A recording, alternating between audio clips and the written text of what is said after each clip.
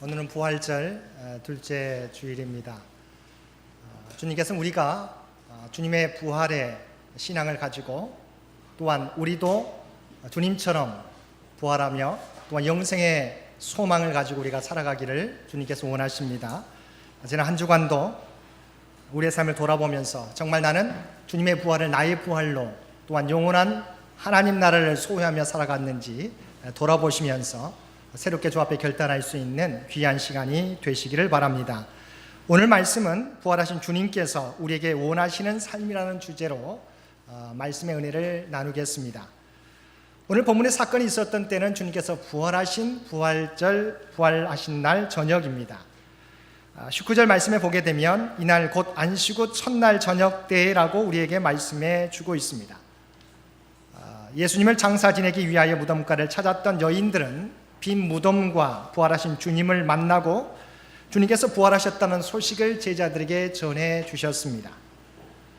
제자들은 여인들이 전해준 말을 듣고 무덤가에 달려가 빈 무덤을 보았지만 믿지 못하고 도리어 다락방으로 돌아와 문들을 잠그고 숨어 있었습니다. 근데 그날 저녁 주님께서 닫혀있는 문을 뚫고 들어오셔서 제자들에게 너에게 평강이 있을지어다라고 말씀해 주셨습니다. 여기서 평강을 의미하는 헬라어는 에이레네라고 하는 단어입니다. 이 말은 히브리어로는 샬롬을 의미합니다. 샬롬의 의미는 평안, 평화, 화평을 의미합니다. 그리고 샬롬이란 이스라엘 백성들이 서로 만날 때 주고받았던, 보편적으로 주고받는 인사말입니다. 그러나 부활하신 주님께서 십자가 죽음 이후에 제자들을 처음으로 만나 너에게 평강이 있을지어다라고 말씀하신 것은 의례적인 인사가 아니었다는 것입니다. 본문은 이렇게 우리에게 말씀해 주고 있습니다. 20절 말씀, 이 말씀을 하시고 손과 옆구리를 보이시니 제자들이 주를 보고 기뻐하더라. 두려워하는 제자들에게 주님께서 손자국과 옆구리를 보여주시니까 그때서야 주님이 부활하셨음을 믿고 제자들이 기뻐하였던 것입니다. 그런데 이어지는 21절 상반절은 이렇게 증거하고 있습니다. 예수께서 또 이르시되 너에게 평강이 있을지어다. Peace be with you. 주님께서는 또다시 너에게 평강이 있을지어다라고 말씀해 주셨습니다. 주님께서 똑같이 인사말을 연거푸 2번 하고 계시는 것입니다. 그러므로 주님의 이 말씀은 단순한 인사말이 아니었다는 것입니다. 더욱이 본문 26절에서도 동일하게 주님께서 말씀하시고 있습니다. 여드를 지나서 제자들이 다시 집안에 있을 때 도마도 함께 있고 문들이 닫혔는데 예수께서 오사 가운데 서서 이르시되 너에게 평강이 있을지어다 하시고 8일 후에도 여전히 문들을 걸어 잠그고 방 안에 있는 숨어있는 제자들에게 나타나셔서 제자들에게 먼저 전해준 말씀은 2번씩이나 전해주었던 그 말씀 Peace be with you, 평강이 너에게 있을지어다라고 전해주셨습니다. 이것이 무엇을 의미합니까? 부활하신 주님께서 제자들에게 제일 먼저 주기를 원하셨던 것이 주님의 평안이라고 하는 거예요. After resurrection, Jesus want to give them, their disciple, to peace be with you. 부활하신 주님께서는 살아가는 제자들의 두려움과 불신과 불안에서 벗어나 참된 평안을 누리기를 원하셨던 것입니다. 주님께서는 우리가 하나님의 자녀라면 어떤 상황 속에서도 주님의 평안을 누리기를 원하시는 것입니다. 그렇다면 그 평강의 근원이 무엇입니까? 바로 두말할 필요도 없이 부활하신 예수 그리스도이십니다. 인간이 가장 두려워하는 죽음을 깨뜨리고 부활하신 주님께서 우리와 영원토록 함께 하심을 믿을 때 우리에게 참 평강이 임하게 되는 것입니다. 신공간을 초월하시는 전능하신 하나님께서 지금 우리 가운데 계심을 믿을 때 어떠한 상황을 만나도 참 평안을 누릴 수 있는 것입니다. 그런데 제자들은 어떠했습니까? 부활의 소식을 여인들을 통해서 전해 들었음에도 불구하고 그들은 두려워서 문을 2중 3중으로 걸어 잠그고 두려움에 벌벌 떨고 있었습니다. 그러나 주님께서 그들에게 평강을 부어주셨을 때 그들은 참된 평강을 회복하고 굳게 잠겨 있었던 마음의 문을 비로소 활짝 열 수 있었습니다. 그리고 그들은 그 골방에서 뛰어나와 이 생명의 소식을 세상을 전하는 평화의 사도들이 되었던 것입니다. 부활하신 주님을 다메섹 도상에서 만났던 사도 바울도 주님이 주시는 평안이 있었기에 빌립보 감옥에 갇혀 있을 때도 그는 기도하고 찬송할 수 있었습니다. 뿐만 아니라 로마의 감옥에서는 빌립보 성도들을 향하여 도리어서 아무것도 염려하지 말고 다만 모든 일에 기도와 간구로 너희 구할 것을 감사함으로 하나님께 아뢰라고 그들을 도리어 위로해주고 권면해 주었던 것입니다. 왜냐하면 그에는 하나님의 평강이 있었기 때문입니다. 어떤 상황 가운데 있을지라도 그들이 하나님을 의지하고 하나님께 기도하면 하나님의 평강이 그들의 마음과 생각을 지켜주실 것을 바울 사도는 믿고 있었기 때문입니다. 주님께서도 고난받으시기 전에 주님이 주시는 평안은 세상에 주는 평안과 다르다는 사실을 분명히 말씀해 주셨습니다. 요한복음 14장 27절 말씀입니다. 평안을 너희에게 끼치노니 곧 나의 평안을 너희에게 주노라. 내가 너희에게 주는 것은 세상에 주는 것과 같지 아니하니라. 너희는 마음에 근심하지도 말고 두려워하지도 말라라고 말씀하고 있습니다. 사랑하는 성도 여러분, 주님께서는 우리가 어떤 상황 속에서도 주님이 주시는 평강을 누리기를 원하십니다.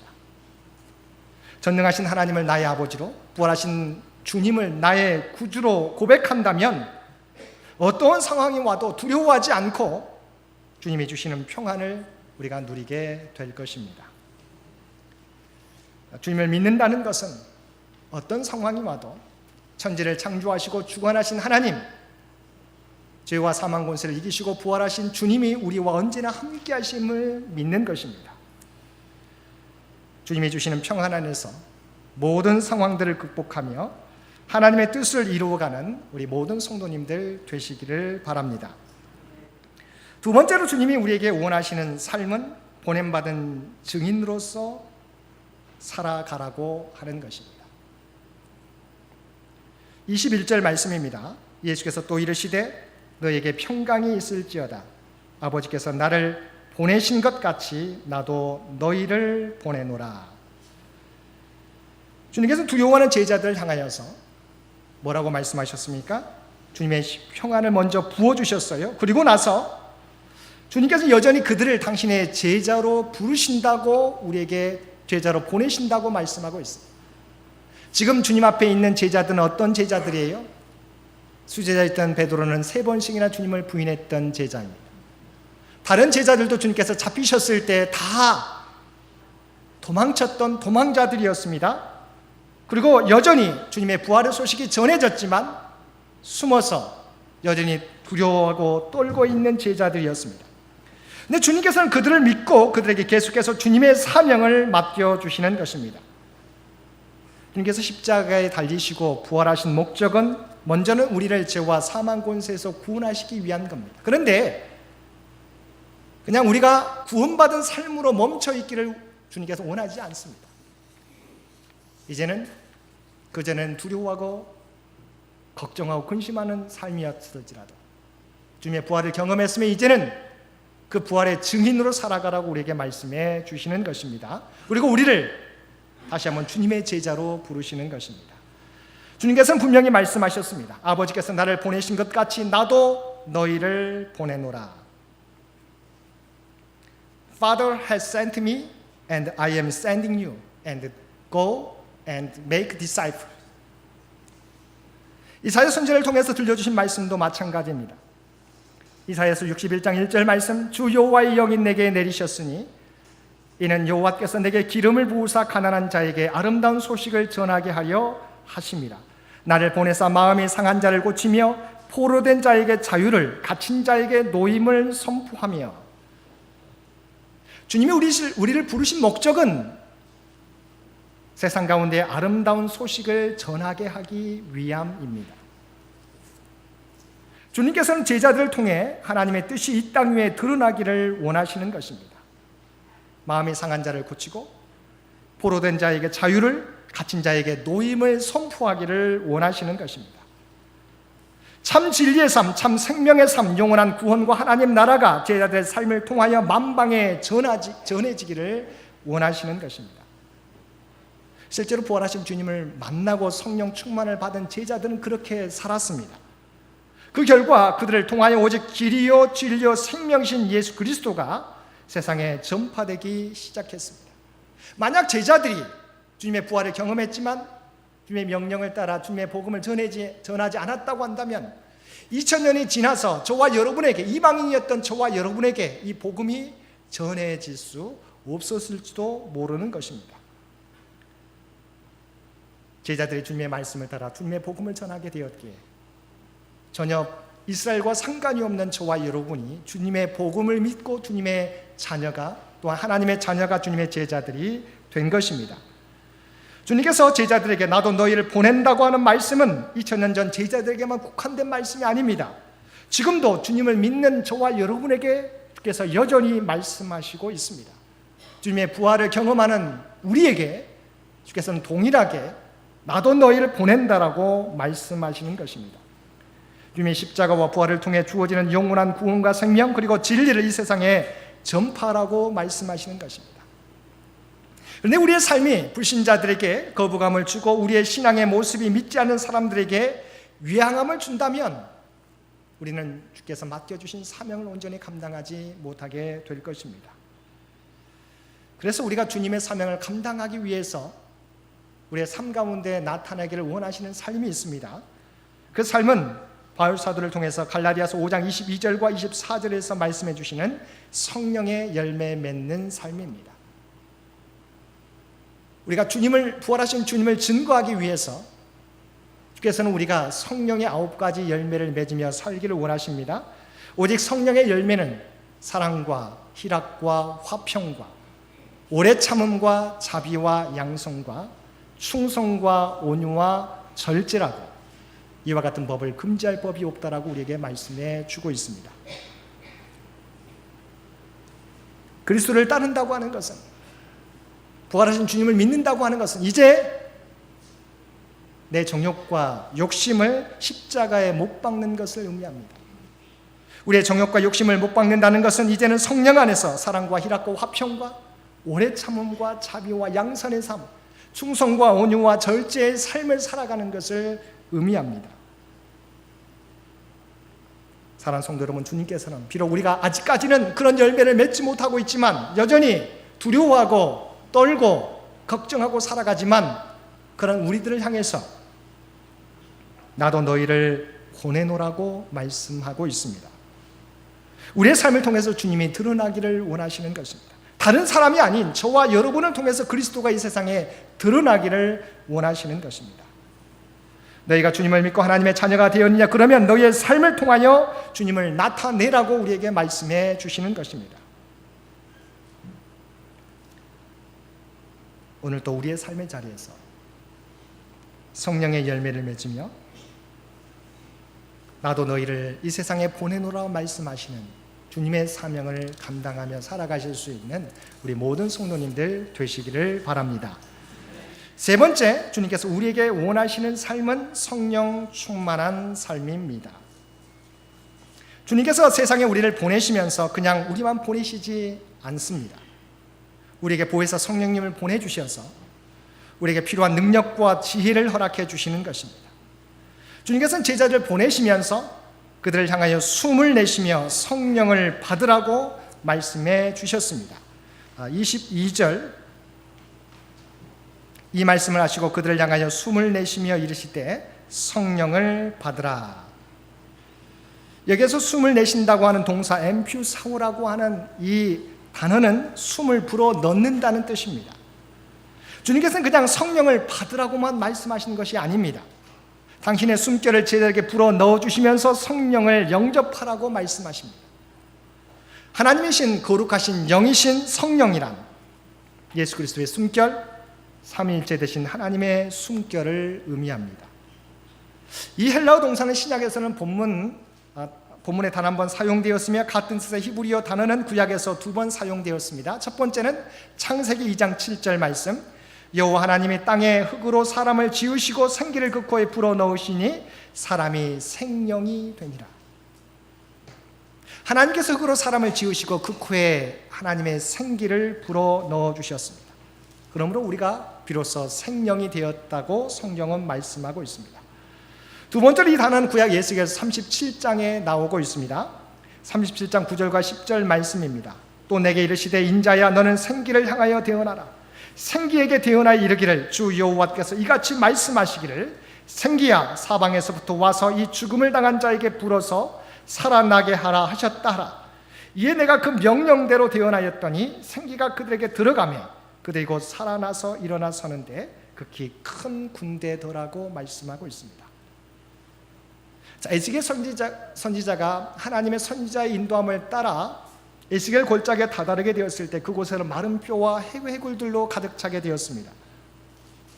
그런데 에스겔 선지자가 하나님의 명령을 따라 행하게 되었을 때 하나님의 생기, 하나님의 숨결이 그 마른 뼈에 들어가매 마른 뼈들이 살이 붙고 힘줄이 붙게 되고 가죽이 붙게 되고 다시 일어서서 큰 군대를 이루게 되었다고 성경은 말씀하고 있습니다.